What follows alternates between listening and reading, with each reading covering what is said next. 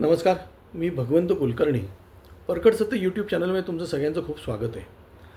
आजचा विषय म्हणजे की अजितदादा पवार गेल्यानंतर सगळी पक्षाची सूत्र ही सुनेत्रा वहिनींकडे आली आणि सुनेत्रा वहिनी जोपर्यंत ॲक्टिव्ह होत नव्हत्या तोपर्यंत सगळी सूत्र जी होती ही सुनील तटकरे आणखीन प्रफुल्ल पटेल या दोघांकडे होती. आणि या दोघांनी तो पक्ष तेव्हा म्हणजे जे विलिनीकरणाचं जे पवारसाहेबांचं षडयंत्र होतं ते षडयंत्र मोडून काढून काय तो विलिनीकरणापासून ते लांब ठेवलं. त्याच्यात त्यांचा कुठला इंटरेस्ट होता नव्हता हा सगळा भाग आपण थोड्या वेळेस बाजूला ठेवू. पण एक कुठल्या तरी ऑडिओ क्लिपची सध्या खूप मोठी चर्चा चालू आहे. त्या ऑडिओ क्लिपच्या चर्चेमध्ये असं दिसतं आहे की ऑडिओ की ह्या दोघांचं नाव आहे असं साधारणतः ऐकण्यात येतं आहे. मला खरं खोटं माहीत नाही, पण त्या ऑडिओ क्लिपची चर्चा झाल्यानंतरच या दोघांबद्दलचं हे कमी झालेलं आहे. आणखीन त्याच्यानंतर त्यांची नावं वगळण्यात आलेली आहे. आता ती वगळली आहे नाही वगळली आहे त्यांच्यापुढे त्यांना पुढे काही जबाबदारी देणार आहेत का वगैरे वगैरे हे हा भाग सोडून द्या. त्याच्यानंतर एकदम सूत्र फिरली. आणखीन सुनील तटकरे आणखीन प्रफुल्ल पटेल हे शरद पवार साहेबांना भेटायला गेले आणि शरद पवार साहेबांना भेटायला जाऊन त्यांनी तिथे काय म्हणजे असं म्हणतात की पार्थ पवारचं त्यांनी गाऱ्हाणं गायलं वगैरे. पार्थ पवारला काही करू शकतील किंवा बोलू शकतील असं मला वाटत नाही आणि पार्थ पवार शरद पवारांचं ऐकेल असं मला वाटत नाही. काय कारण त्यांना त्यांच्याबद्दल किती प्रेम आहे आणि त्या आजोबांनी यांना किती पाण्यात बघितलं आणि काय काय म्हणजे आजोबांचे ज्या करामती ज्या आहेत हे त्यांना माहिती आहे. आणि आजोबा जसे बारामतीचे तसे ते पण बारामतीचे. ज्या गावच्या बोरी त्याच गावच्या बाबळी असं आहे. त्यामुळे आजोबा म्हणजे शरद पवारांचं ते काय ऐकतील किंवा वहिनीसुद्धा काही ऐकतील असं मला वाटत नाही.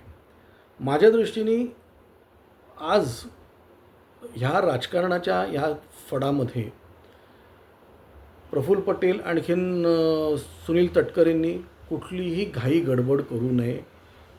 जे आत्ता त्यांचं जे चालू आहे शांत त्यांनी कुठलेही स्टेटमेंट कुठे देऊ नये. त्यांनी कुठेही काही करू नये. भेटीगाठी काय तुम्हाला वैयक्तिक लेवलवर घ्यायच्या असतील तर घ्याव्या, पण शरद पवारांची भेट घेऊन काहीही होणार नाही. एकवेळेस अमित शहाची भेट घेतली किंवा नरेंद्रभाईंची भेट घेतली किंवा देवेंद्र फडणवीसांची भेट घेतली तर काहीतरी त्याच्यामध्ये होण्यासारखं असेल तर ते होईल. आणि यांनी काही केलं असेल तर यांनी केलं असो किंवा नसो यांनी आत्ता शांत राहणं हीच माझ्या दृष्टीने काळाची गरज आहे. आता ते म्हणतील मला काय राजकारण कळतं आहे किंवा काय नाही कळते वगैरे हा भाग सोडून द्या. समजलं. मला राजकारण कळतं नाही कळतं हा भाग वेगळा आहे. पण मी आजपर्यंत जी काही भाकितं केलेली आहेत त्या भाकितांमध्ये कुठेही चुकीची भाकितं आलेली नाहीत. त्या याच्यामध्ये यांनी अत्यंत शांत आणि संयमी बसणं आणि कुठल्याही प्रकारे वहिनींना किंवा पार्थ पवारला किंवा जय पवारला हा जो हे केला काय म्हणतात त्याला विरोध करायचा प्रयत्न करू नये. अगदी आतून का बाहेरून का ओपन काय म्हणाल तुम्ही तो कुठल्याही प्रकारचा विरोध करू नये. तो विरोध केला नाही तरच त्यांना पुढे भवितव्य आहे. कारण आज अशा परिस्थितीमध्ये त्यांना आत्ता भाजपमध्ये कोणीही घेणार नाही. शिवसेनेमध्ये ते जाऊ शकत नाही. त्यांना दोनच ऑल्टरनेटिव्ह राहतात.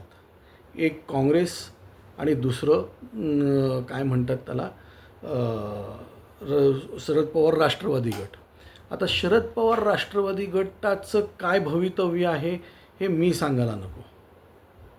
काय कारण शरद पवारांच्याकडे गेले तरी शरद पवार त्यांना किती किंमत देतील मला याच्यावर म्हणजे सगळ्यांनाच ह्याच्यावर प्रश्नचिन्ह आहे. काँग्रेसमध्ये तर यांना पाय पुसण्याची किंमत देणार नाही आणि यांना कुठलंही तिकीट देणार नाही किंवा काही नाही. यांना सवत्याचं नाही यांना रखेलीच्या मुलांचीच वागणूक मिळणार काँग्रेसमध्ये यांना कोणीही हे जुने काँग्रेसी आहेत म्हणून यांचा कोणीही विचार करणार नाही.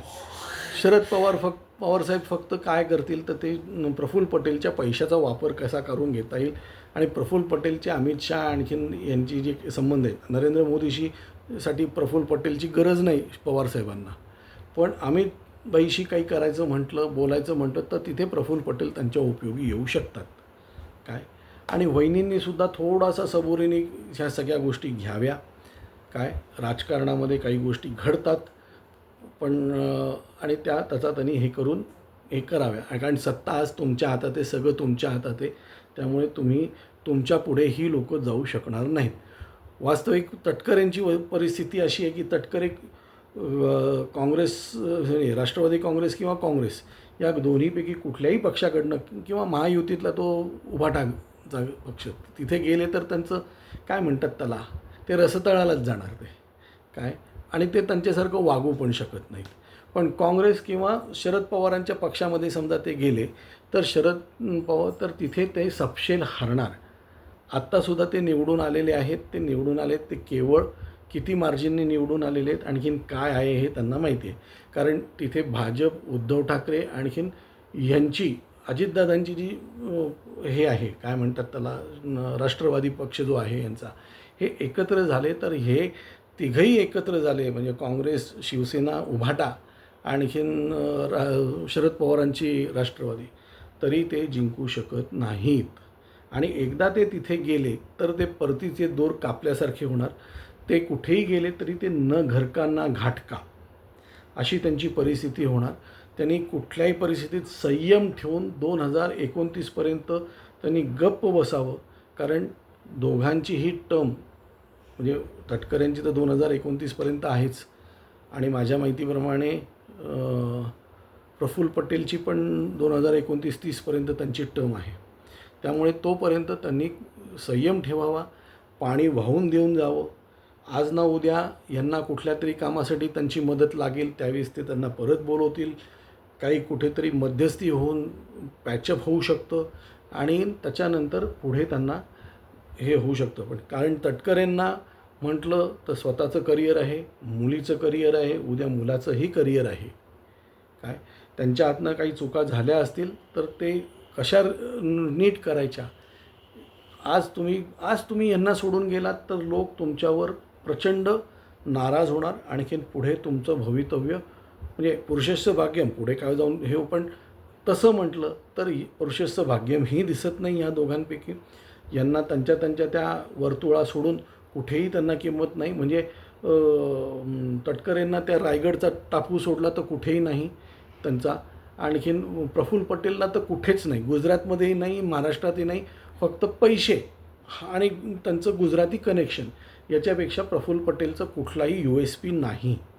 काय म्हणजे ती कनेक्शन त्यांची पैशामुळे आणि याच्यामुळे ते जे काही करू शकतात त्याच्यावरच ते त्यांचं सगळं राजकारण आणि भवितव्य आहे. तर त्यांनी आज अजित पवार म्हणजे सुनेत्रा वहिनींची साथ सोडू नये. आता ह्यांनीच त्यांना काढून टाकलं तर तो भाग वेगळा आहे मग, पण असं कुठलंही कृत्य यांनी करू नये की हे त्यांना काढतील म्हणून. कार्यकर्ता तर कार्यकर्ता म्हणून राहा. थोडंसं भाजपच्या लोकांकडनं शिका. थोडंसं बघा, मनोहर जोशी मुख्यमंत्री पदावरनं उतरले. मनोहर जोशींचं पुस्तक वाचा तुम्ही. मुख्यमंत्री पदावरनं जेव्हा बाळासाहेबांनी सांगितलं तेव्हा 15 मिनिटात त्यांनी वर्षा बंगला सोडला.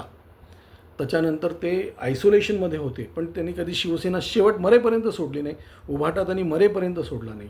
कितीही उद्धव ठाकरेंनी त्यांचा अपमान केला तरी सोडला नाही.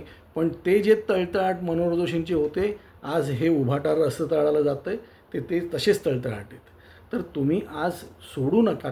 त्यांनी ह्या लोकांनी दोघांनीही सोडलं नाही पाहिजे.